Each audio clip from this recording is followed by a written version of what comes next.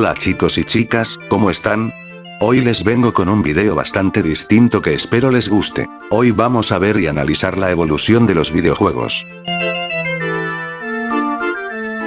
No quiero alargar mucho este video, así que empecemos ya. Voy a ir poniéndole nombre a todas las fases y las iremos analizando. ¿Cuál fue el primer videojuego de la historia y para qué consola?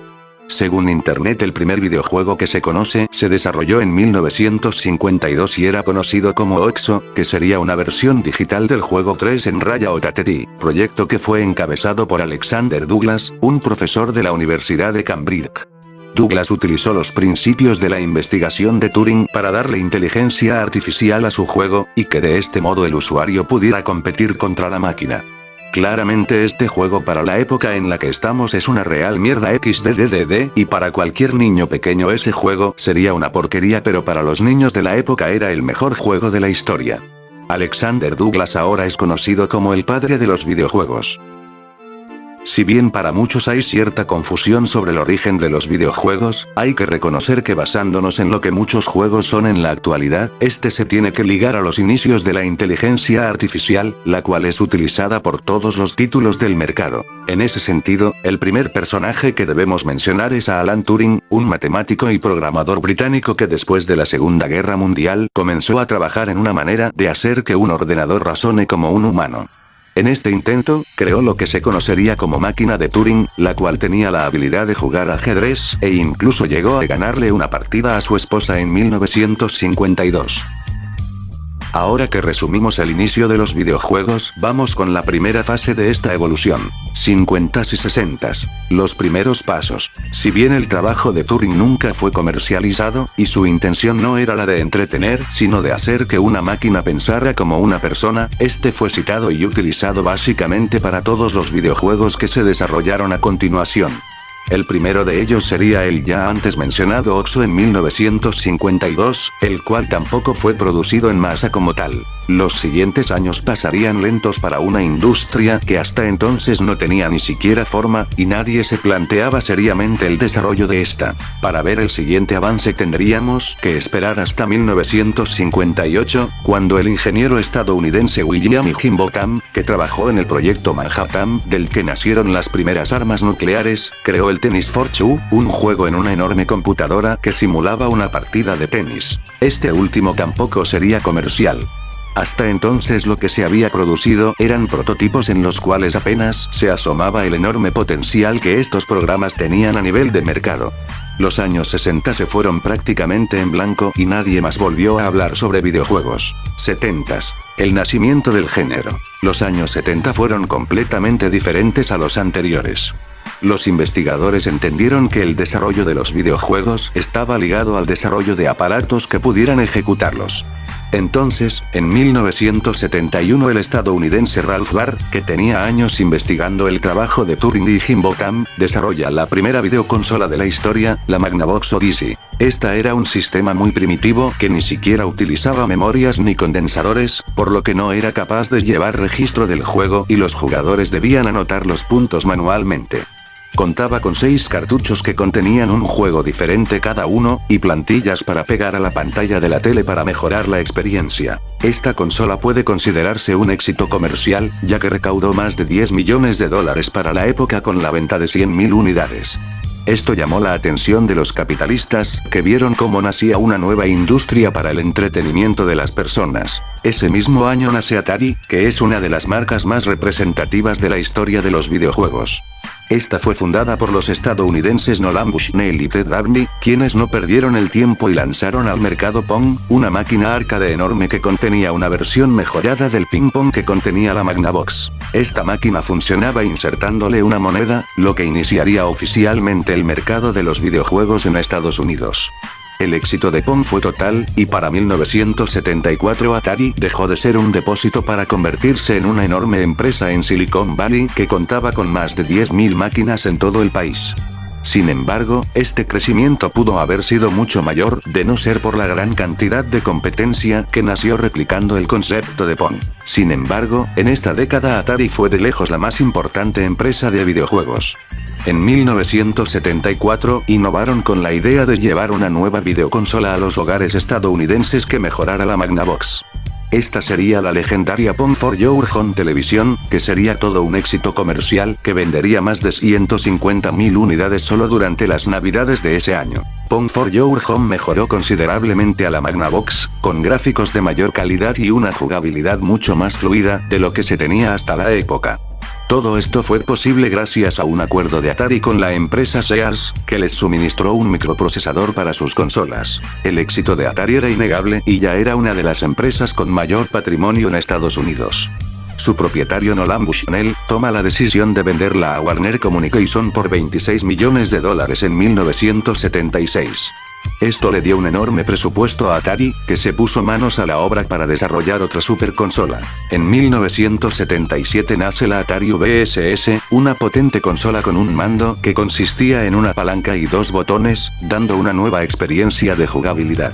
Esta vendería cientos de miles de copias el año de su lanzamiento y sería replicada por Mattel con su Intellivision y por otras tantas empresas, lo que haría que más de 50% de los hogares estadounidenses tuvieran una videoconsola. En 1978 ocurre otro hecho histórico, pues una empresa japonesa llamada Taito crearía Space Invader, un videojuego para las consolas de Atari y Mattel que sería todo un fenómeno viral con millones de copias vendidas en todo el mundo, pues ya para entonces no solo se hablaba de ello en Estados Unidos sino también en Europa y Asia. Para esta época, la informática y computación también estaban creciendo a pasos agigantados, una industria que desde siempre sería ligada a los videojuegos. 80s. La era del arcade. Los 80s llegaron con Space Invaders como el videojuego más vendido de la historia. Sin embargo, en 1980 esto llegaría a su fin con el nacimiento del primer icono de los gamers, Pac-Man. Pac-Man era un juego diferente a todo lo que se venía produciendo hasta la fecha, cuando todo el mundo solo pensaba en invasiones espaciales y disparos láser en 8 bits. Este en cambio era un laberinto en el que había una cabeza amarilla comiendo y corriendo para que unos fantasmas no lo atrapen. Para finales de ese año se había hecho tan popular que superó a Space Invaders como el más vendido del mundo, y a día de hoy continúa siendo uno de los que más copias ha comercializado en la historia. Pac-Man sería lo que el mundo entero necesitaba para darse cuenta del enorme potencial de los videojuegos a nivel comercial, e incluso llegaría a tener su propia serie de televisión. Un año más tarde, en 1981, saldría a la luz otro éxito rotundo: Donkey Kong. Donkey Kong fue un juego de plataforma en el que tenías que esquivar los enormes barriles que un gorila de mal carácter te lanzaba. Decade fue el primer videojuego creado por la empresa japonesa Nintendo, que posteriormente lanzaría al mercado otros juegos legendarios como Super Mario Bros. O La Leyenda de Zelda, a lo largo de esta misma época. En 1982 un grupo de 4 ingenieros que trabajaron para Warner en Atari crean Activision, la cual sería una de las primeras empresas en fabricar videojuegos de manera independiente para Atari. Esta empresa lanza ese mismo año Pitfall, un videojuego de aventura muy exitoso también. Sin embargo, el mercado comenzó a saturarse de mala competencia que fabricaba juegos de baja calidad y haría que la empresa cayera en un enorme bache por la desconfianza que generaba al público. Esto daría inicio a la primera era negra de la industria. La crisis del videojuego de 1983, también conocida como la debacle de Atari, fue el desafortunado evento que dio fin a lo que se considera la segunda generación de los videojuegos.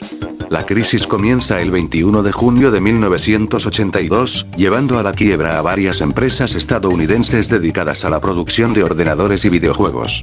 Seguramente el principal detonante de la crisis fue la enorme cantidad de videojuegos de baja calidad existentes en el mercado de la época, llegando estos a ocasionar una notable reducción en las ventas de videojuegos y una enorme pérdida de la confianza en los clientes. La crisis duró aproximadamente 2 años, llegando incluso a sembrar numerosas dudas sobre la viabilidad a largo plazo de la industria del videojuego. Esta terminó en 1984 con Warner vendiendo Atari, que posteriormente desaparecería. En Japón quien comenzaba a crecer era Nintendo, que para la fecha creó Family Computer en 1983, una consola que contenía los principales éxitos de la empresa. Esta tendría tanto éxito que permitiría a los japoneses importarse y llegar 2 años más tarde a Estados Unidos. La FC de Nintendo sería rediseñada y posteriormente renombrada para el mercado estadounidense, y llegaría a los hogares en 1985 con el nombre de NES o Nintendo Entertainment System. Esta consola es una de las más legendarias de la historia y volvería a posicionar a los videojuegos como una de las principales industrias de entretenimiento del mundo. La NES llamaba la atención principalmente porque incluía juegos propios de la empresa, lo que le garantizaba al público que estaría disfrutando de un producto de calidad. El videojuego más representativo de la consola fue Super Mario Bros., que llegaría a ser tan famoso como Pac-Man en su momento, e incluso para los niños llegó a ser más famoso que el mismo Mickey Mouse de Disney. Es por todo esto, y por el hecho de que salvaron la industria estadounidense de los videojuegos, que para el mundo entero tanto NES como Super Mario Bros. Son la consola y el videojuego más importantes de la historia.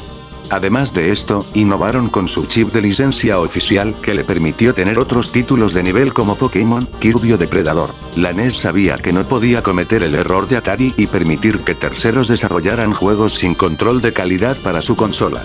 Por ello dotó la consola de un chip de reconocimiento que también estaba en el cartucho con el título en cuestión. Si la consola no detectaba el chip en el cartucho, este no era iniciado. De esta manera se encontró la vacuna perfecta para la piratería, que explotó la burbuja en 1983, y cambió para siempre el modelo de negocio de la industria.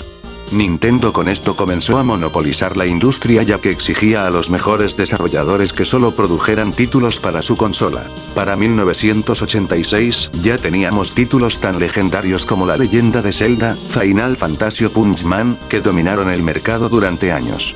Además, para estos años nacieron otras productoras de gran renombre como Capcom, creadora del mítico arcade de lucha Street Fighter o Mega Man, así como Konami con su Contra, o la popular Sega. Sega tuvo tanto éxito produciendo títulos para Nintendo que lanzó su propia consola en 1985 llamada Master System, que si bien era más potente que la NES, no pudo superar la tremenda fama de esta en todos los mercados.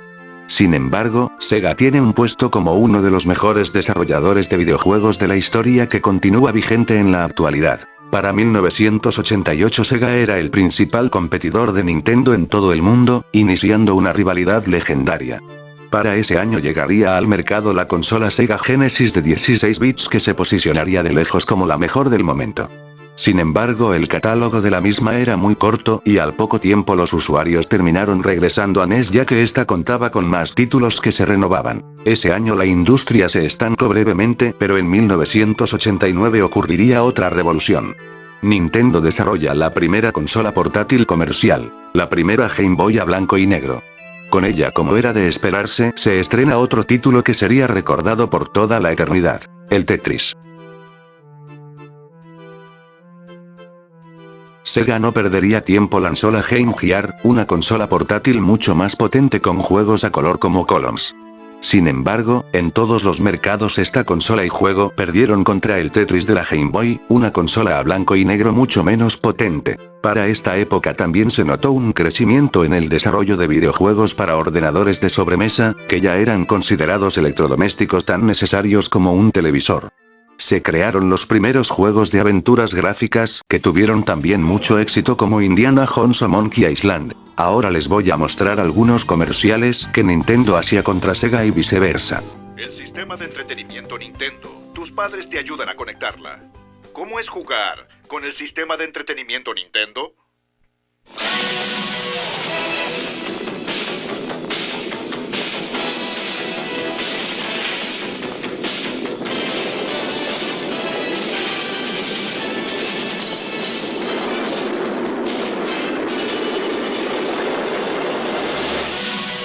Cuando juegas con el sistema que existe en todas las salas de juegos, juegas con poder. El sistema de entretenimiento Nintendo. Ahora juegas con poder. 16-bit arcade graphics. You can't do this on Nintendo. Genesis does. 16-bit sports action. You can't do this on Nintendo. Genesis Does. Genesis Does. Genesis Does. Genesis Does. Genesis does. Get Joe Montana free, Pat Riley free, Buster Douglas free, Super Monaco GP free, or Columns free. Genesis does. What Nintendo don't? Buy a 16-bit Genesis system between now and October 31st and get an extra.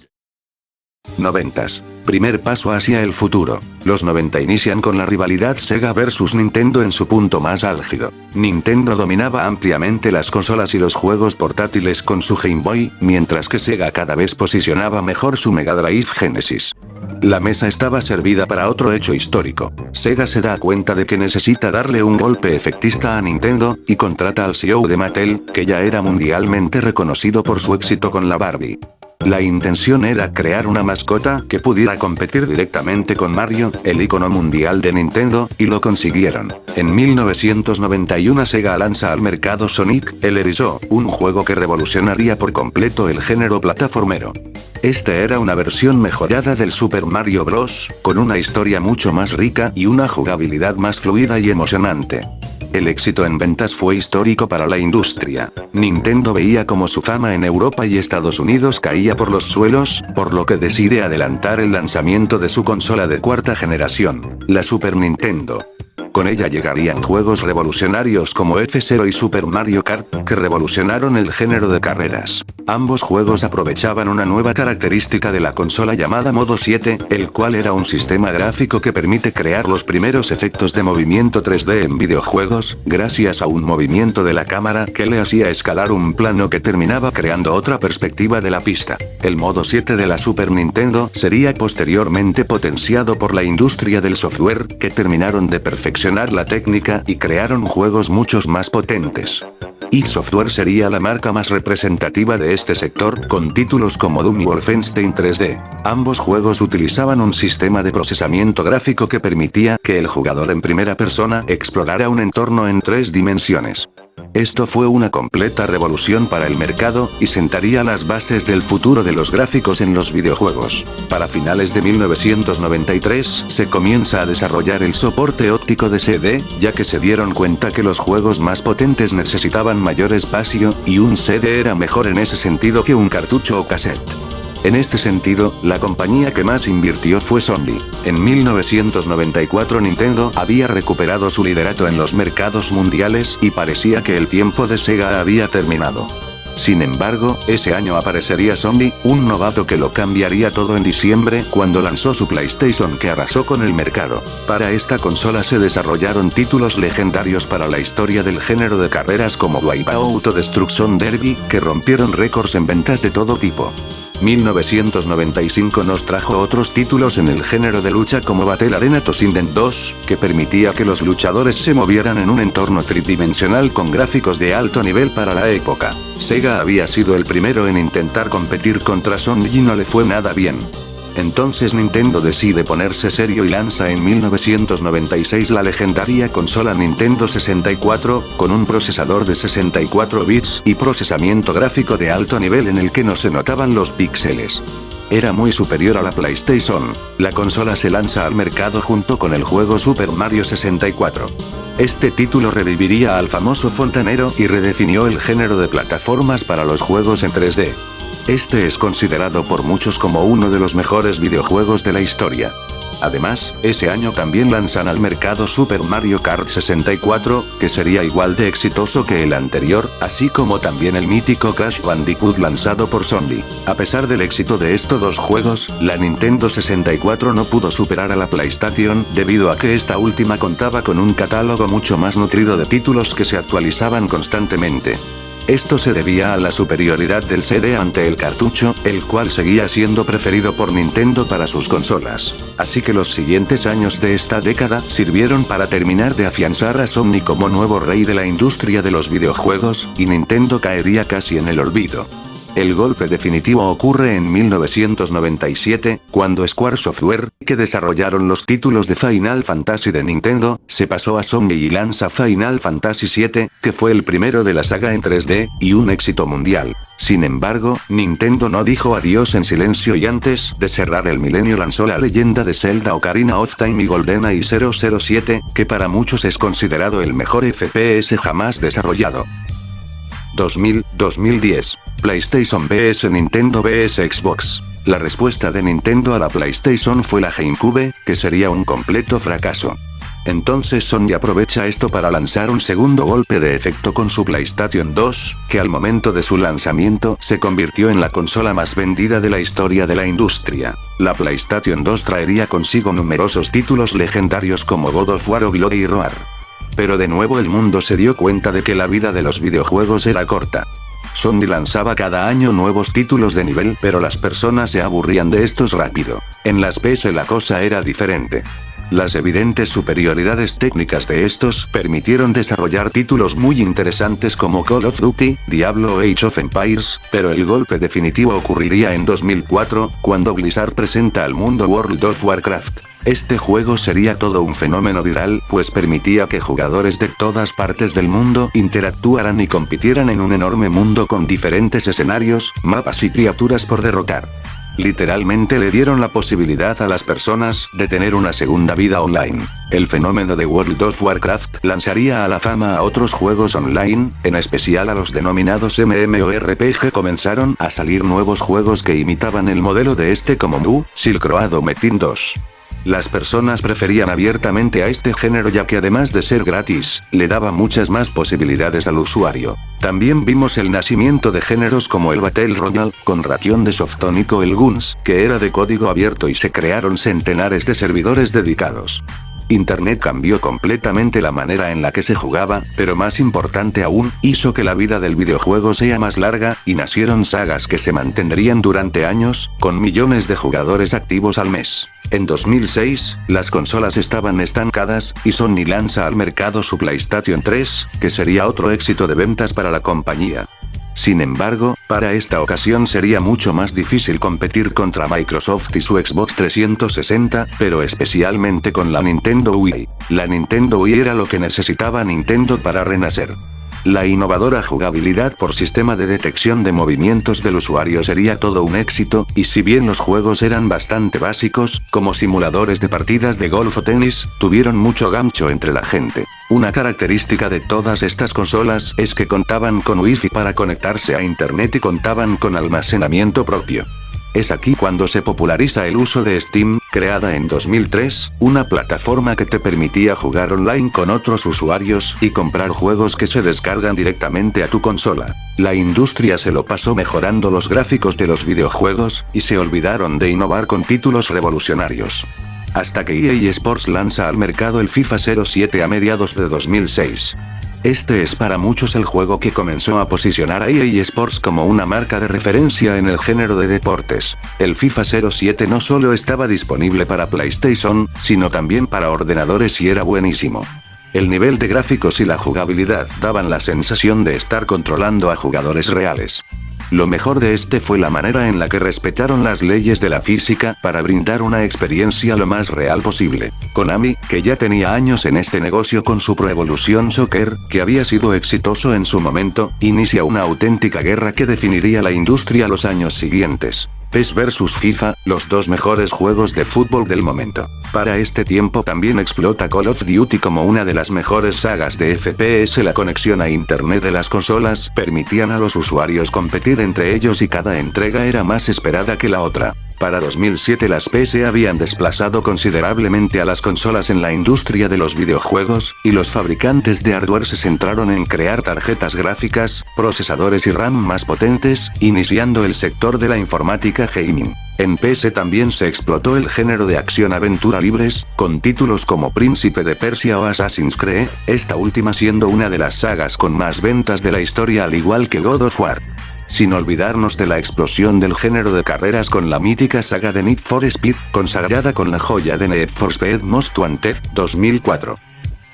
En este mismo año se crearía uno de mis juegos favoritos, del cual quiero hablarles un poco. GTA San Andreas es un videojuego de acción-aventura de mundo abierto desarrollado por Rockstar North y publicado por Rockstar Games. Fue confirmado oficialmente por Rockstar Games a principios de marzo de 2004, y su fecha de lanzamiento tentativa se programó para el 19 y 22 de octubre de ese año para América del Norte y Europa. Distribuido por Take-Two Interactive, San Andreas fue lanzado para PlayStation 2 el 26 de octubre de 2004, aunque posteriormente se publicaron distintas versiones, tanto para videoconsolas de sexta, séptima y octava generación, así como ordenadores y dispositivos móviles. La trama del juego ocurre en San Andreas, estado ficticio que contiene a 3 ciudades metropolitanas: Los Santos, San Fierro y Las Venturas. Las 3 basadas en las ciudades de Los Ángeles, San Francisco y Las Vegas, respectivamente, siendo el mapa más extenso de la saga. Ambientado en 1992, la obra cuenta la historia de Carl Johnson Cishey, quien decide volver a Los Santos tras 5 años de haberse ausentado en Liberty City, ciudad de otros Grand Theft Auto como GTA 3, GTA Liberty City Stories o GTA 4, después de enterarse del asesinato de su madre. Al llegar, Cishey intenta restablecer el poder de su antigua banda los Grove Street y su familia los Johnsons, mientras desvela poco a poco la verdad detrás de la muerte de su madre. Su trama se basa libremente en sucesos como la rivalidad entre las pandillas Bloods y Crips, la epidemia de crack, el escándalo Rampart y los disturbios de Los Ángeles de 1992. San Andreas está estructurado de manera similar a los títulos anteriores de la serie. El núcleo de las mecánicas de juego consiste en elementos de disparos en tercera persona, conducción y mundo abierto. Por primera vez en la serie, el jugador puede nadar, bucear, conducir un tren y trepar muros. Además, se hizo hincapié en la personalización del protagonista, añadiendo variadas estadísticas de habilidad en áreas tales como conducción, manejo de armas de fuego y atributos físicos. También hubo una mejora gráfica la cual era de las mejores de la época, aunque hoy sea obsoleta. Muchos de estos mecanismos en el juego, sumado a la historia del mismo, lograron una gran aceptación por parte del público, lo que provocó que la entrega fuera considerada como la más querida de la saga, y el juego más vendido de la PlayStation 2, y fuera considerada como la mejor y más completa entrega de todo Grand Theft Auto. Grand Theft Auto San Andreas recibió la aprobación casi unánime de la crítica. En el sitio web Metacritic, el juego posee una nota promedio de 95 sobre 100 para la plataforma PlayStation 2. Por su parte, las versiones de Windows y Xbox tienen una puntuación de 93 sobre 100.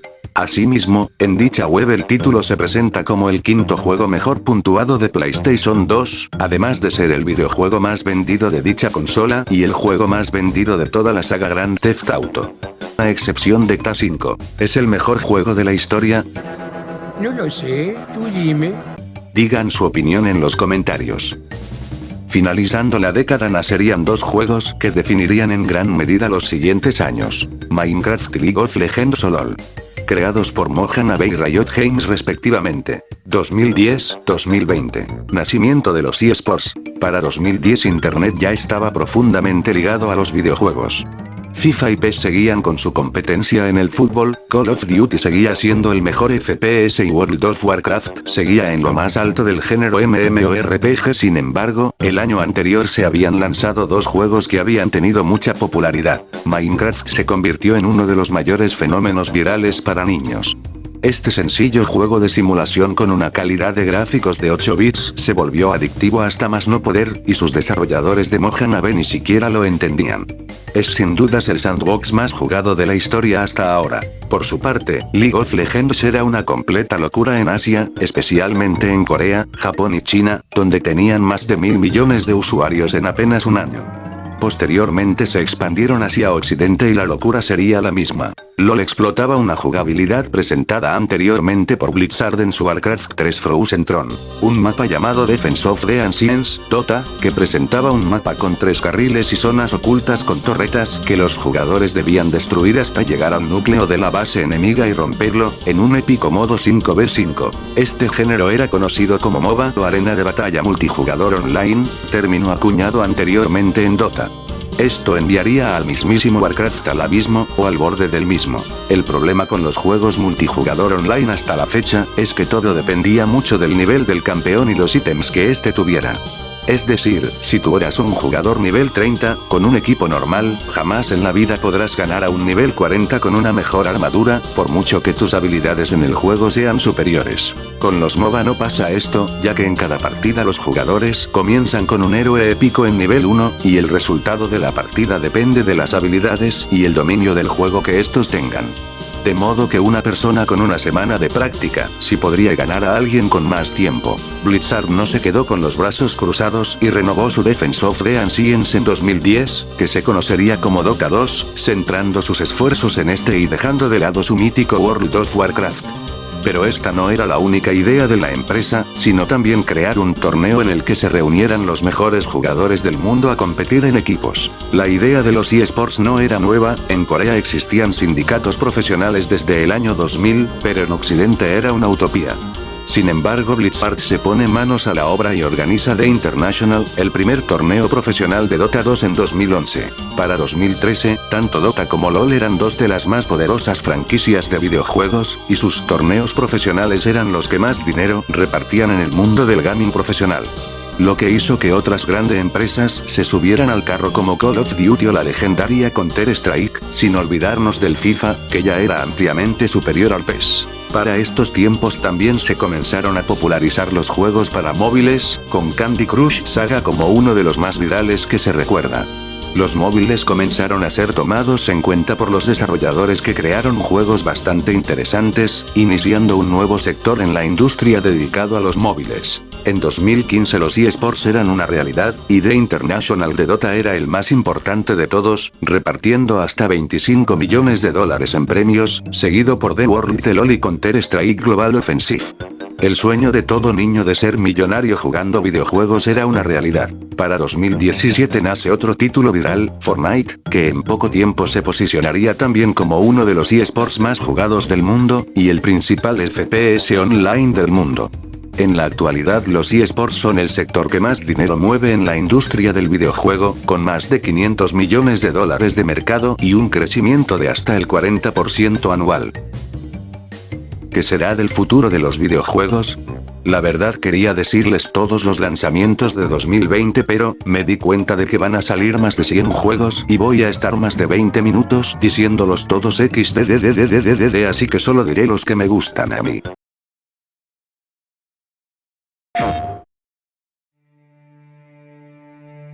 I know you wish things were different.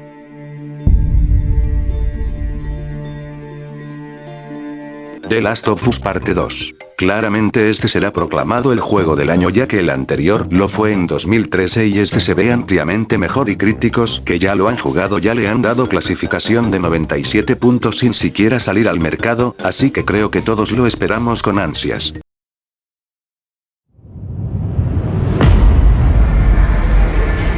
In 2077, they voted my city the worst place to live in America. Cyberpunk 2077. Cyberpunk 2077 es un futuro videojuego desarrollado y publicado por CD Projekt, que se lanzará para Microsoft Windows, PlayStation 4, Xbox One y Google Stadia el 17 de septiembre de 2020. Adaptado del juego de mesa Cyberpunk 2020, se establece 57 años más tarde en la ciudad distópica de Night City, California. Es un mundo abierto con 6 distritos diferentes, con una perspectiva de primera persona, y los jugadores asumen el papel del personaje personalizable llamado B, quienes pueden mejorar sus estadísticas con experiencia. B tiene un arsenal de armas y opciones para combate cuerpo a cuerpo, los cuales pueden ser modificados. Muy bien, estamos casi en el final, así que iremos a un corte comercial y luego continuaremos.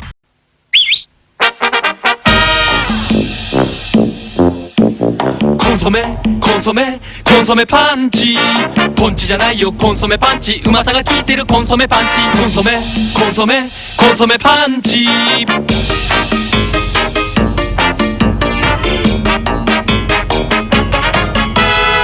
ンソメコンソメコンソメパンチパンチで元気コンソメパンチ Ahora sí, continuemos. Para terminar, Sony sacará su nueva PlayStation 5 a finales de este año, va a ser una consola que revolucionará la industria. También Microsoft sacará su Xbox Series X. Así sonará su inicio.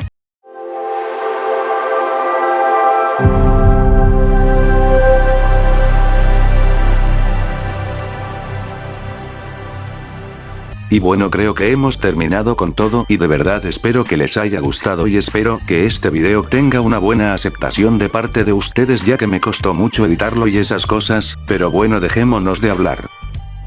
Solo quería decirles muchas gracias por el apoyo que está recibiendo el canal, con más de 2 vídeos con más de 100 visitas, y de hecho uno con más de 300, así que muchas gracias chicos y chicas. Denle like, suscríbanse y nos vemos la próxima con más contenido.